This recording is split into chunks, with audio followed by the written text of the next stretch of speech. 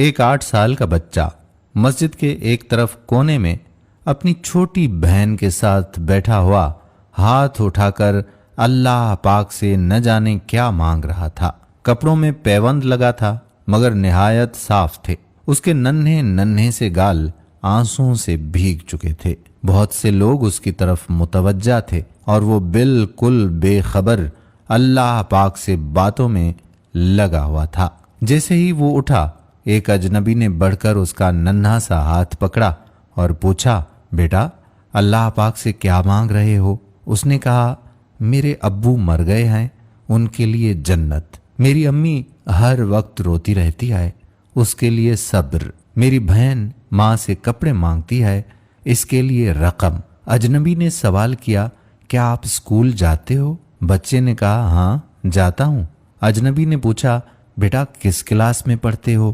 نہیں انکل، پڑھنے نہیں جاتا، ماں چنے بنا دیتی ہے، وہ اسکول کے بچوں کو فروخت کرتا ہوں۔ بہت سارے بچے مجھ سے چنے خریدتے ہیں، ہمارا یہی کام دھندہ ہے۔ بچے کا ایک ایک لفظ میری روح میں اتر رہا تھا۔ تمہارا کوئی رشتہ دار بیٹا؟ اجنبی نے پوچھا۔ اجنبی نہ چاہتے ہوئے بھی بچے سے پوچھ بیٹھا۔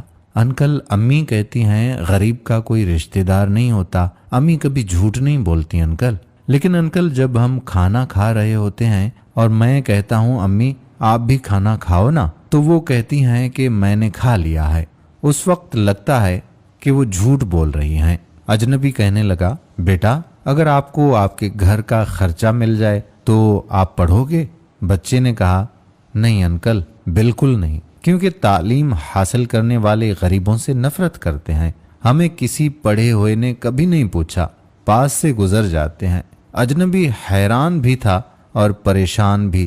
پھر اس نے کہا، ہر روز اسی مسجد میں آتا ہوں، کبھی کسی نے نہیں پوچھا، یہاں تمام آنے والے میرے والد کو جانتے تھے مگر ہمیں کوئی نہیں جانتا۔ بچہ زور زور سے رونے لگا۔ انکل جب باپ مر جاتا ہے تو سب اجنبی بن جاتے ہیں، میرے پاس بچے کے سوالوں کا کوئی جواب نہیں تھا۔ ایسے کتنے معصوم ہوں گے جو حسرتوں سے زخمی ہیں۔ بس ایک کوشش کیجیے اور اپنے ارد گرد ایسے ضرورت مند یتیموں اور بے سہاروں کو ڈھونڈیے اور ان کی مدد کیجیے۔